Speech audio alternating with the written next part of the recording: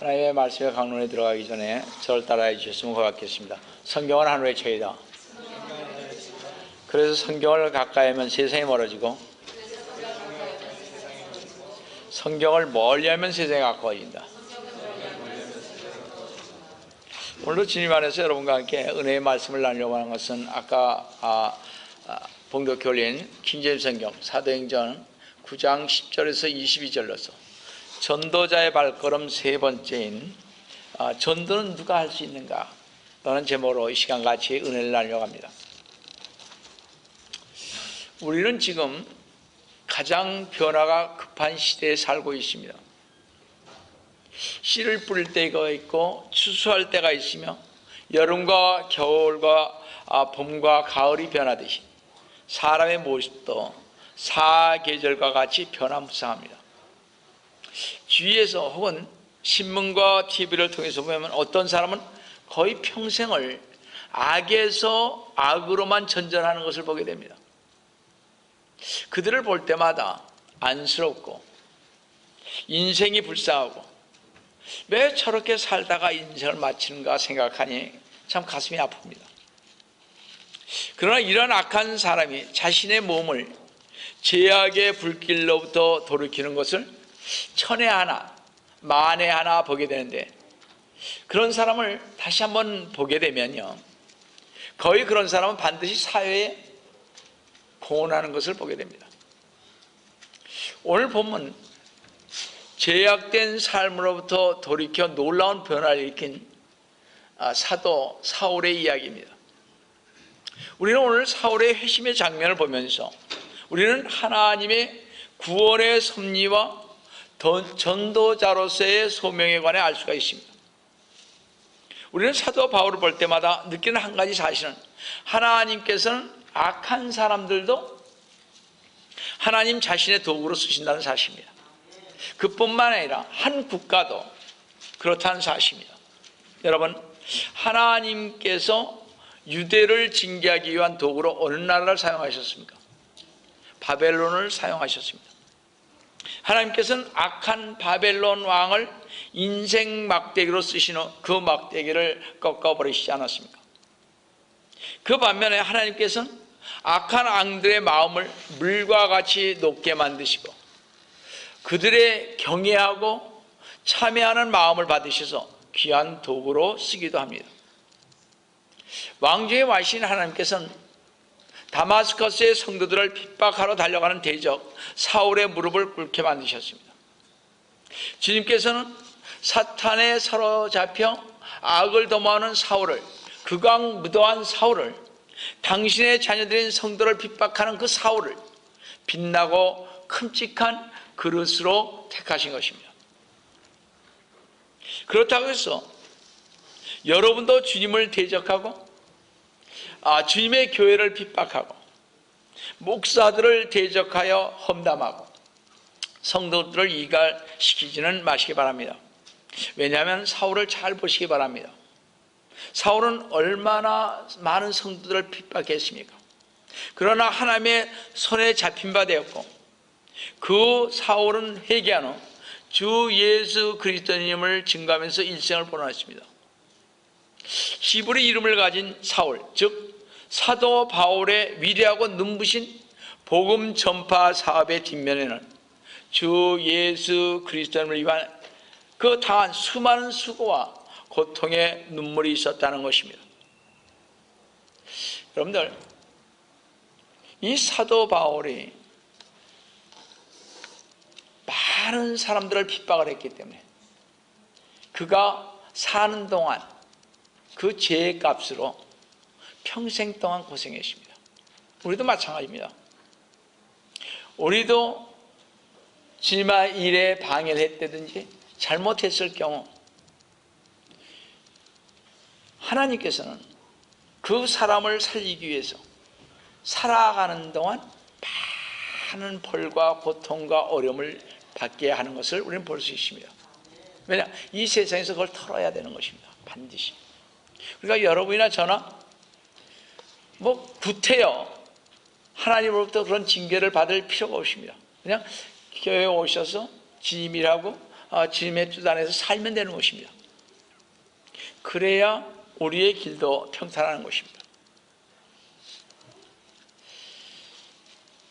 하나님께서는 사도 바울에게 전도의 임무를 주면서요, 그가 나의 이름을 위하여 영광을 받을 것을 내가 그에게 보여주겠노라고 하시지 아니하시고요. 잘 보세요.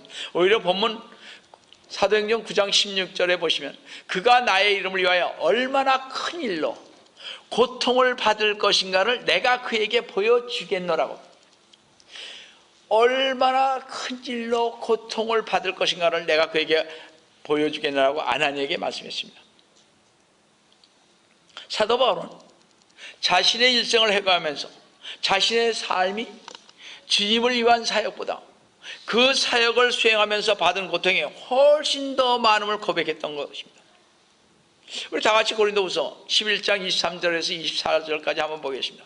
제가 이걸 볼 때마다 어떻게 이렇게 살았을까 하는 생각이 듭니다.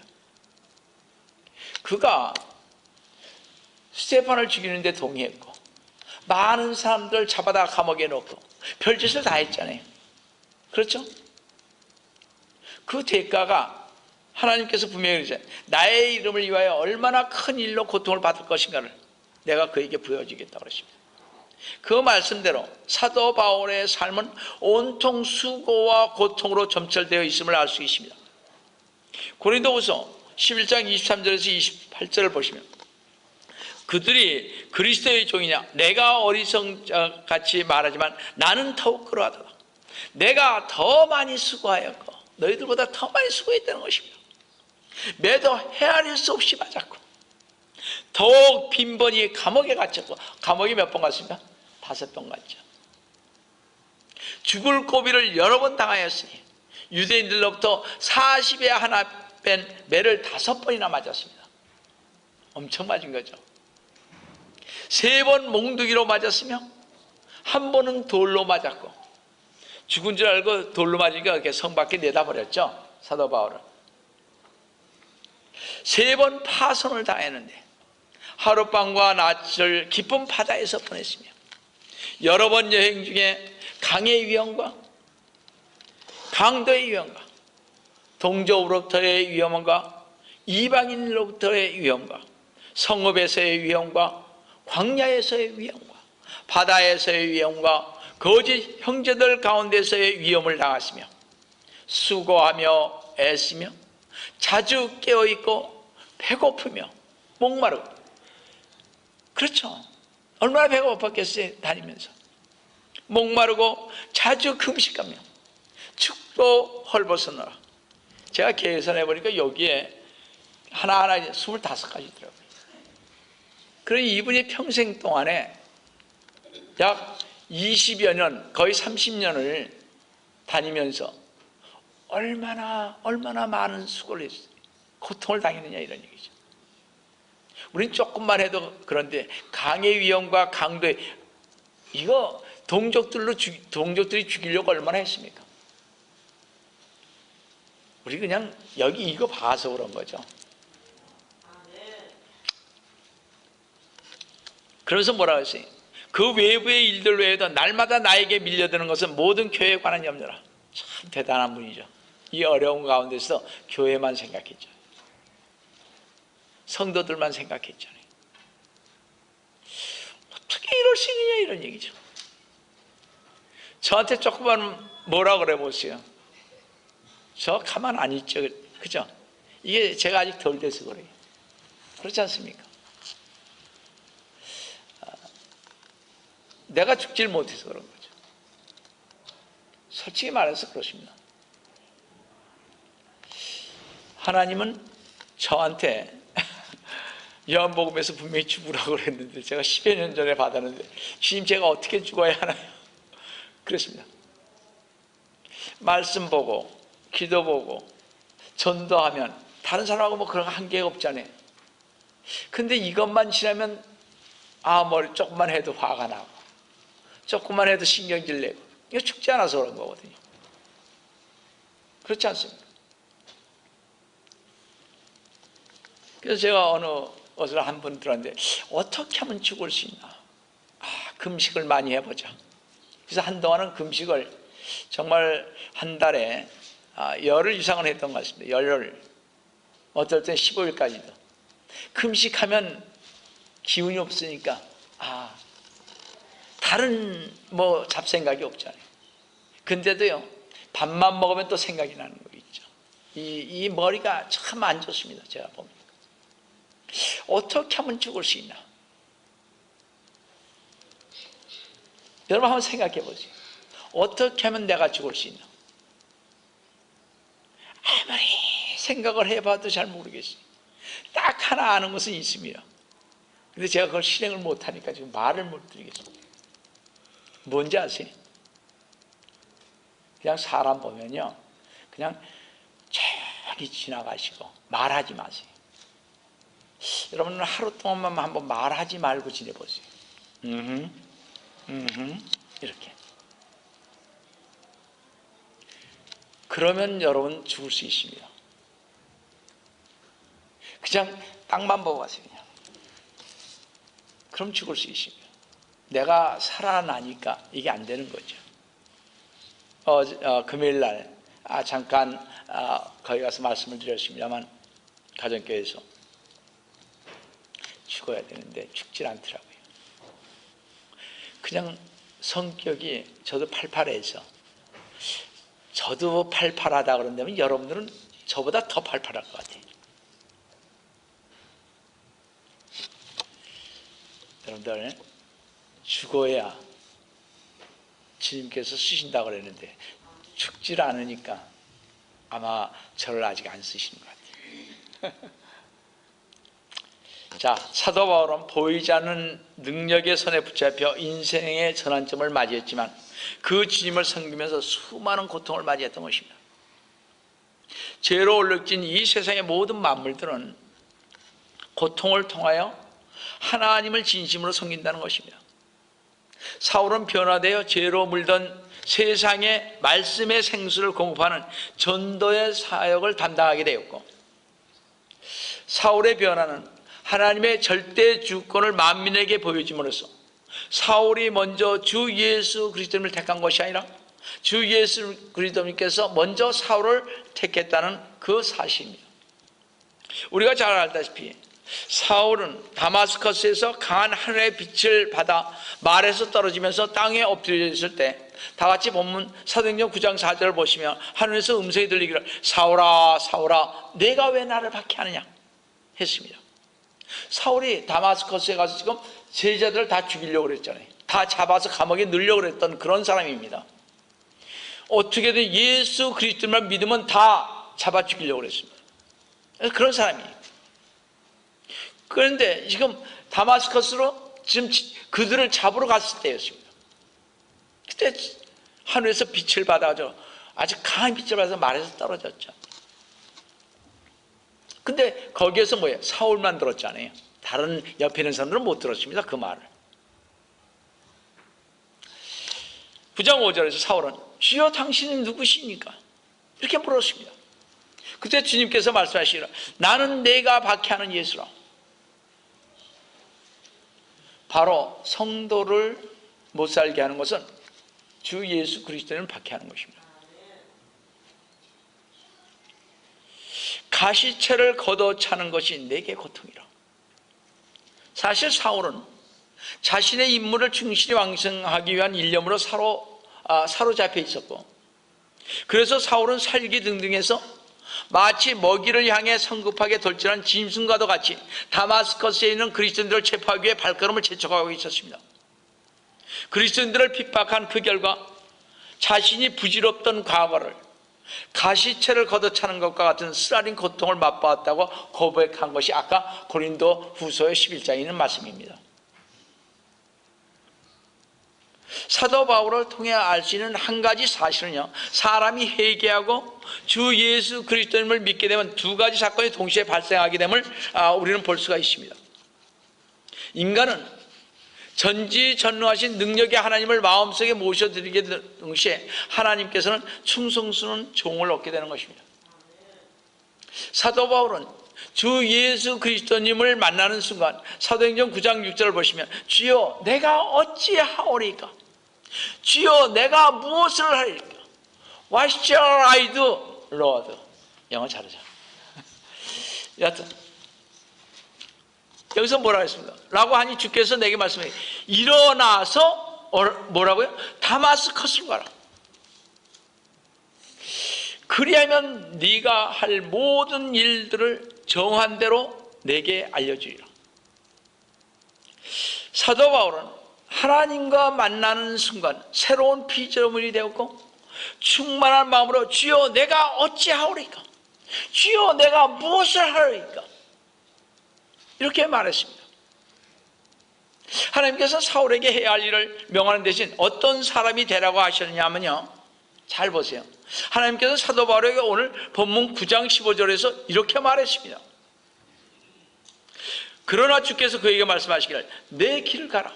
이는 그가 이방인들과 왕들과 또 이스라엘 자손들 앞에서 내 이름을 증거하기 위하여 내가 선택한 그러면 사도 바울은 이방인들을 위한 선택된 그릇이라 이런 얘기입니다. 이 사실은 우리에게 다음과 같은 사실을 가르쳐주고 있습니다. 사실 사울은 주 예수 그리스도님을 처음 만나 받은 첫 사랑의 열정으로 주님을 위해 위대한 사명을 감당하겠다고 말했습니다.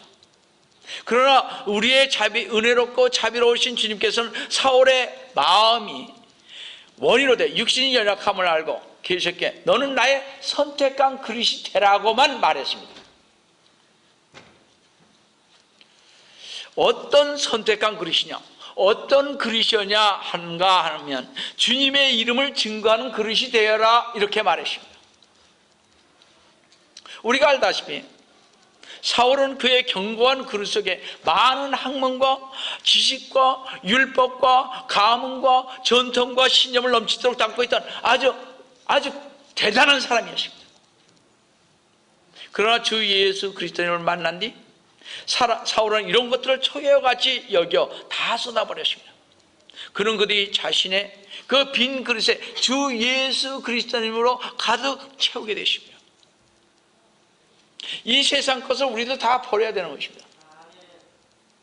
되도록이면 뭘 담아야 예수 그리스도님을 아는 지식 안에서 충만하게 자랄 수 있도록 여러분들은 그 그릇으로 담아야 하는 것입니다. 빌립보서 3장 4절 8절을 보시면 나도 육신을 신뢰할 만하니 만일 누군가가 육신을 신뢰할 만한 것이 있다고 한다면 나는 더욱 그러하니라.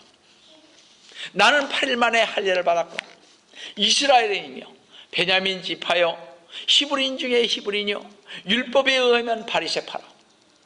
열성으로 말한다면 교회를 박해하고 율법의 의로 말한다면 흠이 없습니다.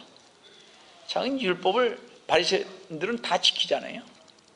우리같이 뭐 이렇게 하지 않습니다. 대단한 사람들입니다. 자, 그러나 나에게 유익하던 것은 무엇이나 그리스도를 위하여 다 손실로 여겨졌느니라. 실로 모든 것을 손실로 여기면 그리스도 예수 나의 주를 아는 지식이 가장 고상하기 때문입니다. 그래서 여러분들이 많이 아셔야 하는 것입니다. 모르니까 자꾸 쓸데없는 우리가 일을 벌이지 않겠어요? 그렇죠? 저나 여러분이랑.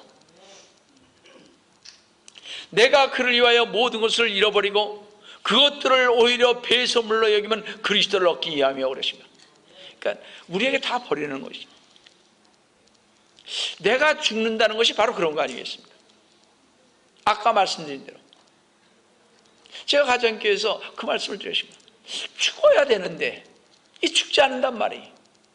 산단 말이에요. 조금만 하면 어떻게 죽어야 되나 10여 년 동안 고민해온 게 결론 얻은 게 그거 하나 얻었습니다. 아까 말씀드린 대로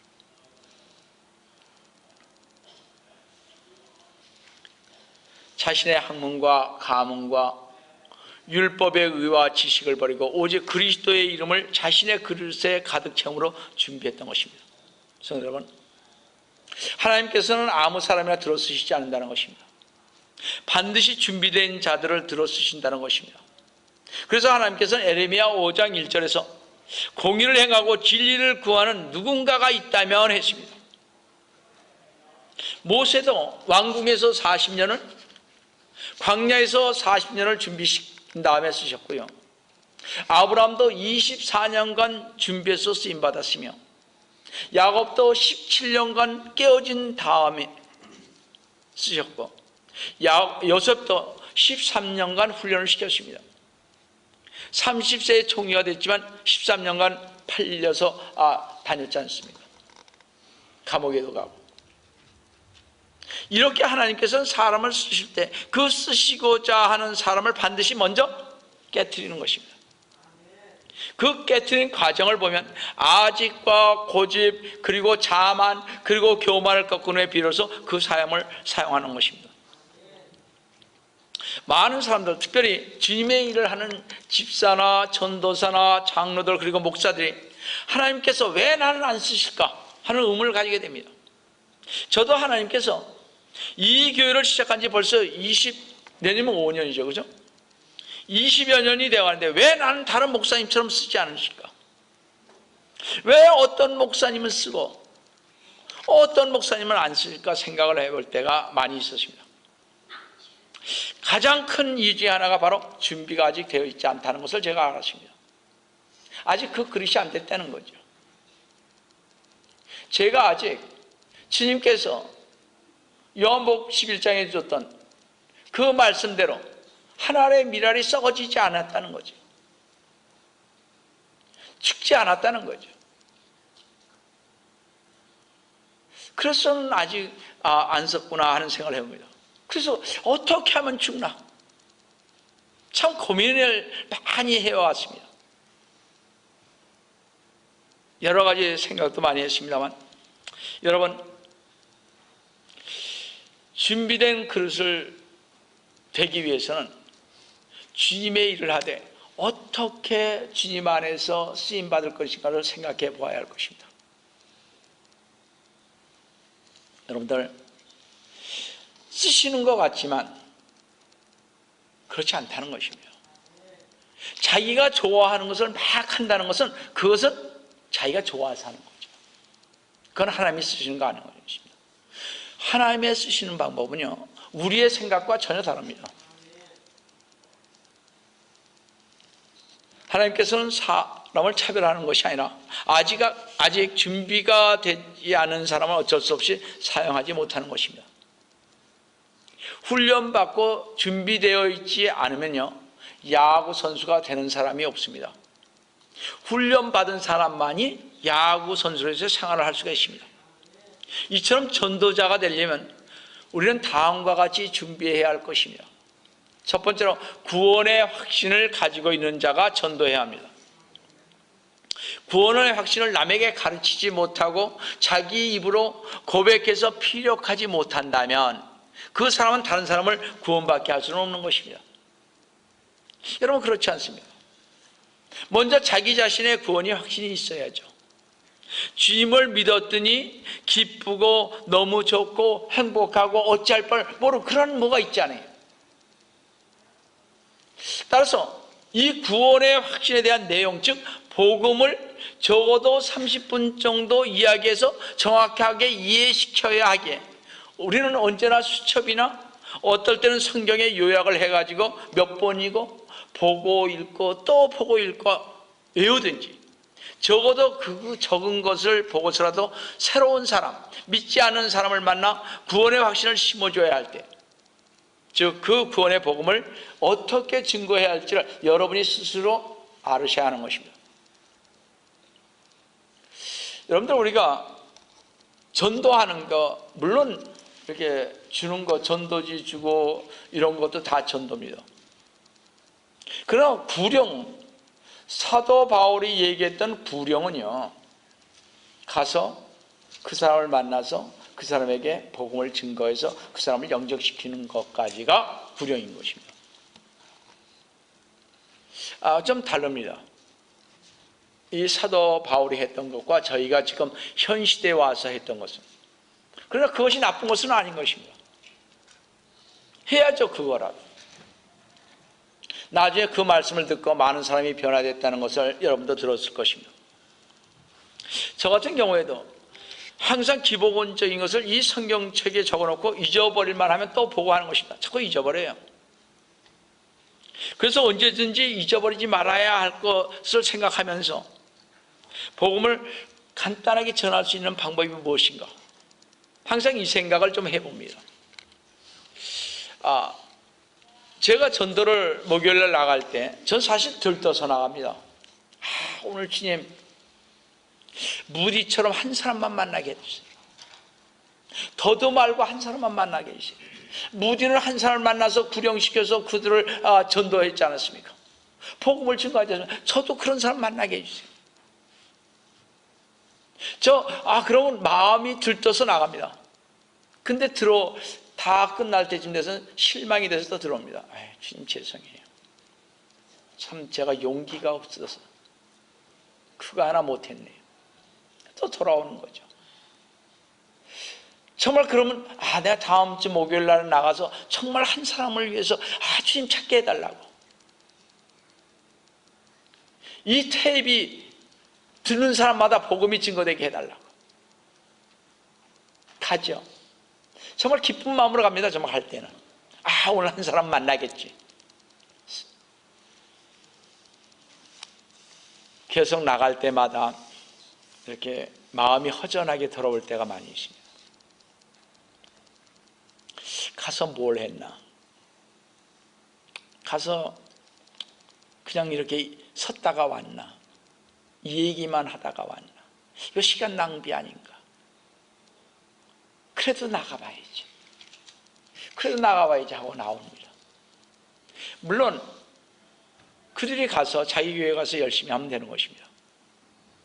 우리 교회에 나오면 더 좋지만, 제가 얘기하고 싶은 것은 오래 다니는 분들은 복음이 뭔가를 배웠기 때문에 그들은 안단 말이에요. 그러나 세상 사람들은 모르기 때문에 주님께서 왜 99마리의 양을 놔두고 의인 한 마리의 양을 찾아가느냐, 이거 한번 생각해 봐야 하는 것입니다. 전도해보면 그걸 알 수 있습니다. 우리 교인들, 이분들은 다 양육 받았습니다. 어느 정도, 어느 교회 가든지 다 할 수 있습니다. 그러나 밖에 있는 사람은 양육도 받지 못하고 주 예수 그리스도를 모르잖아요. 주님께서 거기 쫓아간 이유를 저는 알겠어요. 한 사람을 위해서. 여기 앉으면 여러분들은 다 주님한테 갈 분들이니까, 천국에 갈 분들이니까. 이게 저는 이렇게 전도를 하면서 그런 걸 느꼈습니다. 왜 99마리의 양은 놔두고 그 잃어버린 한 마리의 양을 쫓아갔을까? 왜 찾으러 가셨을까? 그걸 제가 이해한 거예요.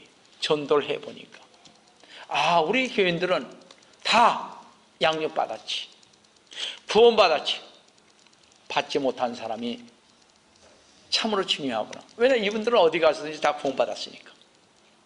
그렇지 않습니까?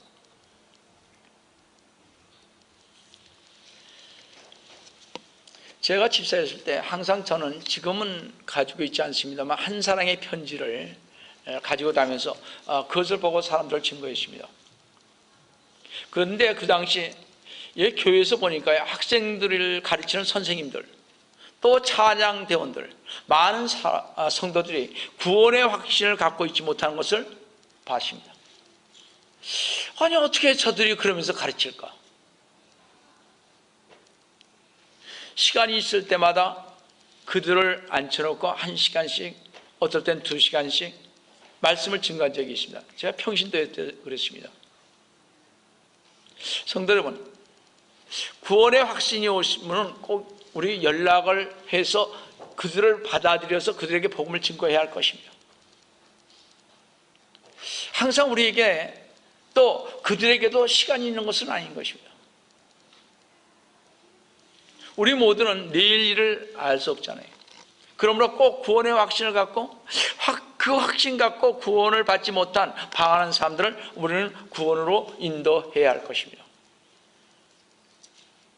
두 번째로, 전도하지 않고는 견딜 수 없는 마음을 가진 자가 전도해야 합니다. 하라니까 하는 거 하고, 마음이, 하고 싶은 마음이 섭니다. 예수 그리스도를 믿게 되면요, 저 사람이 불쌍하게 보이는 것입니다. 참으로 불쌍하게 보입니다. 자, 기도해 보시는 분은 잘 기도가 안 되고 하고 싶지 않을 때가 있습니다. 사실 기도도 간구하는 심령이 부어주어야 나오는 거지 자기 마음대로 못하는 것입니다. 그러나 기도하고 싶지 않을 때 일단 무릎을 꿇고 찬송을 계속 부르고 나서 주님, 제가 기도하고 싶습니다. 제게 간구하는 심령을 부어주시옵소서. 자꾸 기도하다 보면 자신도 모르게 간구하는 심령이 부어지고 기도를 하게 되는 것입니다. 이와 마찬가지로 전도도요, 하고 싶지 않을 때가 있습니다. 제가 전도 나가서 한 번도 제대로 못하니까요, 어떨 때는 이게 괜히 시간 낭비다, 나가고 싶지 않을 때가 있습니다. 늦장 부릴 때가 있습니다. 마찬가지입니다. 이때도 기도와 마찬가지로 주님, 제가 전도하지 않고는 배길 수 없는 마음을 주옵소서. 사랑하는 마음을 주옵소서. 차에 가면서 그렇게 합니다. 주님, 오늘 사랑하는 마음을 달라고. 그래야 제가 그분들을 전도하지 않겠습니까? 참 어떨 때는요, 가고 싶지 않아요. 시간 낭비인 것 같고, 어떨 때는 이거 내가 왜 나와 있지? 이런 생각도 듭니다. 그렇지만 가고 싶어요. 없어도 가고 싶어요. 오늘은 한 사람은 만나겠지. 한 사람만 주님 만나게 해달라고.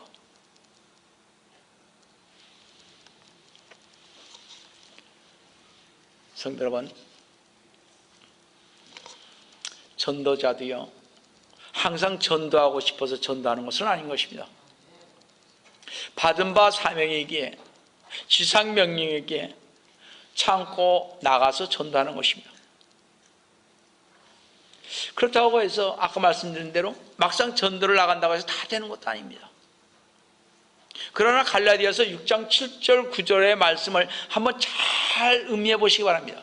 심는 것입니다. 주님은 말씀하시기를 섞지 말라. 하나님은 우롱당하지 아니하시니라. 이는 사람이 무엇을 심든지 그대로 거둘 것이기 때문이라. 자신의 육신에 심는 자는 육신으로부터 썩은 것을 거두고 성령에 심는 자는 성령으로부터 영생을 거두리라. 선을 행하다가 낙심하지 말지니 쓰러지지 아니하면 때가 거두리라. 이 확실한 사실을 믿고 나가서 복음의 씨를 뿌리고 심는 것입니다. 여러분들, 우리에게는 주님의 지상명령이 있습니다. 하고 싶지 않아도 해야 하는 것이 있는 것입니다. 철저하게 유괴에 젖어 있는 어떤 가정의 손자가 예수님을 믿게 됐습니다. 그 손자에게는 집안의 핍박이 점점 심하게 되었습니다. 겨우 14살짜리 손자인데요, 매를 때려도, 옷을 벗겨놓아도, 밥을 굶겨도, 어떤 핍박을 가해도 꼭 주일만 되면 교회를 갔습니다. 어느 날 할아버지가 생각하기를 이놈이 증손인데 이 다음에 내가 죽어도 제사도 지내지 않겠구나, 이 생각하고 하루는 손자를 불러놓고 사생결단을 하려고 부엌칼을 시퍼렇게 이렇게 갈았습니다. 방바닥에 딱 놓고 손자를 불러다 이렇게 윗목에 딱 앉혔습니다.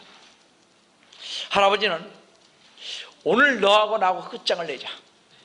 너 만약에 앞으로 계속해서 예수를 믿는다고 하면 이 자리에서 내 목을 따서 너를 죽이고 나도 배를 갈라 죽겠다. 우리 집에서는 절대로 서양놈들의 사교인 예수를 믿게 할 수 없다. 그래도 계속해서 너 예수 믿을래? 손자는 말하기를 나는 죽어도 예수님을 믿습니다. 그러니까 할아버지가 답답해서 야 이놈아, 예수도 살아야 믿는 것이지 죽인다고 하는데 그렇게 악착같이 믿는다는 게 말이 되느냐. 그때 손자는 할아버지께서 예수님을 믿지 않으면 죄인이고 죄인은 다 지옥에 가기 때문입니다. 할아버지 하면서 아주 간단하게 이렇게 말했습니다. 야 이놈아, 어째서 예수를 안 믿으면 죄인이냐. 할아버지, 하나님이 보시기에 이 세상 사람들은 다 죄인이기 때문에 예수님의 보혈로 그 공로로 죄 사함 받지 못하면 지옥에 갑니다. 이놈이 그럼 이 할아버지도 지옥에 가니? 내 할아버지도 죄인입니다. 야, 이놈 봐라. 그래도 할아버지는 이 세상에 태어나서 훔친 것 없고 속인 것 없고 내 손으로 농사지어 양식껏 살았는데 어째 할아버지가 죄인이며 할아버지가 지옥 가느냐? 할아버지 보시기에는 죄가 없는 것처럼 보이나 성경에 보니까 모든 사람이 다 죄인이라고 계십니다. 할아버지께서 행동으로 하든지 말로 하든지 생각으로든지 어떤 모양으로든지 죄를 지었기에 하나님 보시기에는 죄인인 것입니다. 할아버지 분명히 말씀드리겠는데요, 예수 믿지 않으면 지옥 갑니다. 그때 할아버지가 이제 화가 머리끝까지 올라서 시퍼런 부엌칼을 들러 손자 머리칼을 이렇게 이렇게 쥐어서 잡아당기고서요, 손자 목에 칼을 딱 대십니다. 이놈아, 목을 자르기 전에 분명히 말해라. 내 목을 자른다 해도 할아버지가 예수 믿지 않으면 지옥 가느냐? 정말 내가 지옥 가느냐? 이제 손자는 죽은 거나 다름이 없게 됐습니다. 그때 손자는 그 순교라는 말을 어디서 들었는지 순교의 기쁨의 용기를 가지고 할아버지 그 칼로 제 목을 자르세요. 제 목을 자른다 해도 할아버지께서 예수님을 믿지 않으면 반드시 지옥 갑니다 하면서 눈을 딱 감았습니다. 죽여라 이거죠. 그때 할아버지는 칼을 방바닥에 놓고 손자의 그 뺨을 딱 때리면서 야, 이 비호막쓰는 놈아, 내 목에 칼이 들어가서까지 예수 믿지 않으면 지옥 가는 것을 안다면서도 너 왜 할아버지에게 전도하지 않았어? 그래, 할아버지는 지옥 가고 너는 천당 가고 네가 확실히 알았으면 할아버지의 상투를 끌고라도 교회에 가서 너 믿는 예수를 나도 믿고 해서 나도 천당 가게 해야지. 너만 천당 가고 할아버지는 지옥 가게 만들어 이 나쁜 놈아, 이랬다는 것입니다. 성도 여러분, 전도는 이렇게 손자처럼 복음의 확신과 전도의 열정이 있어야 바르게 전도가 되는 것입니다. 문제는 우리 전도자들의 자세가 소극적이기 때문에 전도가 되지 않는 것입니다. 성도 여러분, 이 손자처럼 전도의 열정과 복음의 확신을 갖고 나가서 주님의 명령인 전도의 사명을 다하시기를 속히 오리라 하신 주 예수 그리스도의 이름으로 기도드립니다. 세 번째로, 겸손하고 주님을 사랑하는 사람이 전도합니다. 겸손이라는 것은 괜히 사람 앞에서 굽실굽실 하라는 것이 아닌 것입니다. 겸손은 쉽게 말씀드려서 현실 그대로 인정하라는 것입니다. 가난하면 가난한 대로, 그 방면에 지식이 없으면 없는 대로 인정하는 게 겸손인 것입니다. 괜히 조금 아는 것 가지고 지나치게 아는 채 하는 것이 교만이고, 그 교만의 반대가 겸손인 것입니다. 우리 조금만 알면 대단히 내가 성경도 많이 안다고 생각하잖아요. 저도 그렇습니다. 가끔 생각할 때 죄송해요. 종말론을 준비하다 보니까 이 배에 대해서 종말론 나같이 준비할 수 있는 사람 나와라. 금식에 관해서 나만큼 많이 하는 사람 나와라. 기도하는 사람 많이 있겠지만 바닷가 가서 나만지 가서 기도하고 성령 충만함 받은 사람 나와라. 자신 있게 얘기하고 다녔습니다. 교만이죠. 어떤 면에서 그 교만입니다. 겸손해야 주님이 쓰시잖아요. 좀 뭘 좀 안다고 저도 그렇지 않습니까? 자신의 현실을 왜곡시키고 부정하는 사람은 경우에 따라서 예수님의 자랑을 덮어버리는 것입니다. 예수님을 내세우는 게 아니고요, 예수님을 내려놓게 되는 거죠. 모처럼 새신자가 왔는데 말이죠, 새신자 앞에서 혹은 전화로 교회에 대해 뭐 어쩌고 저쩌고 부정적인 얘기를 늘어놓는다면 그 사람 분명히 하나님께서 원하시는 것을 하지 않는 교회를 분리시키는 마귀의 자손일 것입니다. 그렇지 않습니까? 겸손한 사람, 주님을 사랑하는 사람, 헌신적인 사람은 십자가를 지라는 주님의 말씀을 생각하며 언제나 교회에 긍정적이고 희생할 줄을 알 뿐만 아니라 택함을 받은 성도일 것입니다. 반드시. 성도 여러분, 겸손한 사람이 되기를 원하십니까? 주님을 사랑하는 사람이 진정으로 되기를 원하십니까? 교회에 핏값을 산 교회에 헌신적인 사람이 되기를 원하십니까? 그럼 전도하시기 바랍니다. 여러분, 말씀과 기도와 금식과 이런 것에 복음의 확신을 갖고 있다면 전도하시기 바랍니다. 전도해 보시면 아까 말씀드린 대로 믿지 않는 사람들의 그 영혼이 귀하다는 것을 느끼고, 전도해 보시면 가가하고 방문을 해보시면 혈기가 죽습니다. 교만이 죽어가기 시작합니다. 자기 자신을 뒤돌아보게 되므로 겸손하게 되고 주님을 사랑하게 되고 교회에 헌신적인 사람이 되는 것입니다. 진짜 전도 나가보세요. 다 내놓죠. 죽습니다. 우리 해봤잖아요. 가서. 저는 이것을 경험하기에 자신 있게 여러분에게 증거할 수 있습니다. 성도 여러분, 꼭 전도하셔서 여러분의 생애에 기쁨과 평강이 넘치고 더 나아가 하나님의 영광을 위해 사시는 여러분 되시기를 속히 오리라 하신 주 예수 그리스도님으로 간구합니다. 다 같이 기도하시겠습니다. 사랑의 하나님 아버지, 주님의 은혜를 주시는 감사를 드립니다. 주님, 오늘도 지상의 사명인 전도하라고, 복음을 증거하라고 저희들을 선택해 주었는데 저희들이 소심해서 지금 그것을 제대로 못하고 있습니다. 지금 저희들 붙잡아 주시옵소서. 나가서 정말 주님을 증거하는, 정말 단 한 시간이라도 나가서 증거할 수 있는 그러한 우리 모두가 될 수 있도록 주님 붙잡아 주시옵기를 원합니다. 주님께서 저희 위에 함께해 주심을 감사하고 주의 이름 받들어 간절히 기도드리옵나이다. 아멘.